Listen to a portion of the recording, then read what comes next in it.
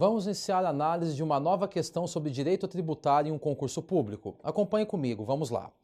Nós temos um concurso realizado para auditor fiscal de tributos 1 para a Prefeitura de São Luís, no Maranhão. A banca foi a Fundação Carlos Chagas e o concurso foi realizado no ano de 2018. Diz assim o enunciado da questão.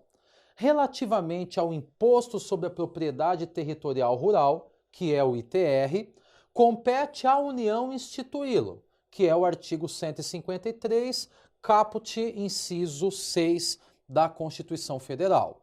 De acordo com a Constituição, ainda e desde que não implique a redução deste imposto ou qualquer outra forma de renúncia fiscal, o ITR poderá ser na forma da lei. Bom, meus caros, então vamos entender o que o enunciado nos traz. Ele traz, no primeiro momento, que o ITR é um imposto de competência da União e que será instituído pela União, portanto, haja vista a competência ser indelegável. No entanto, quando nós pegamos o artigo 7º do Código Tributário Nacional, fica claro que a competência é indelegável, mas que haverá a possibilidade que os entes tributantes deleguem a capacidade tributária ativa de fiscalizar, arrecadar e cobrar determinados tributos. Então, vale lembrar já no início de conversa que a instituição está ligada à competência e competência é indelegável, mas função de arrecadar, cobrar e fiscalizar são funções que podem ser delegadas pelo ente tributante. Desta maneira, o ITR ele tem também tem seu aspecto voltado a esta questão da possibilidade de delegação. Só que como que funciona isso?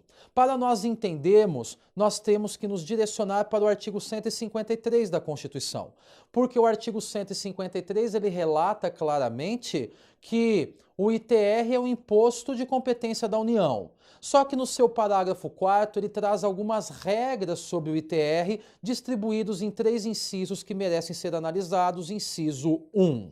Diz que o ITR será progressivo e terá suas alíquotas fixadas de forma a desestimular a manutenção de propriedades improdutivas. Inciso 2. Diz que o ITR não incidirá sobre pequenas glebas rurais, é um caso de imunidade, definidas em lei quando quem as explore for o proprietário que não possua um outro imóvel. Inciso 3 diz que será o ITR fiscalizado e cobrado pelos municípios que assim optarem, na forma da lei, desde que não implique na redução do imposto ou qualquer outra forma de renúncia fiscal.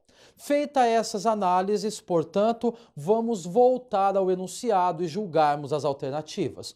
O enunciado ele fala novamente que relativamente ao ITR, compete à União instituí-lo.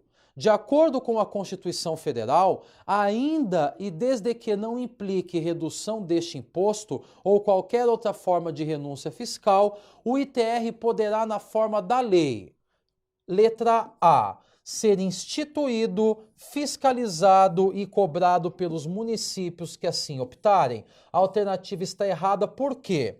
Porque a instituição é uma questão de competência tributária e quem tem competência para instituir o ITR é a União.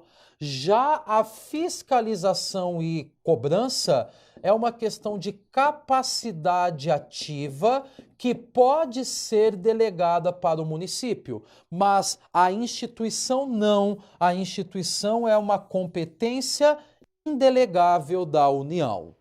Então vamos para a alternativa B.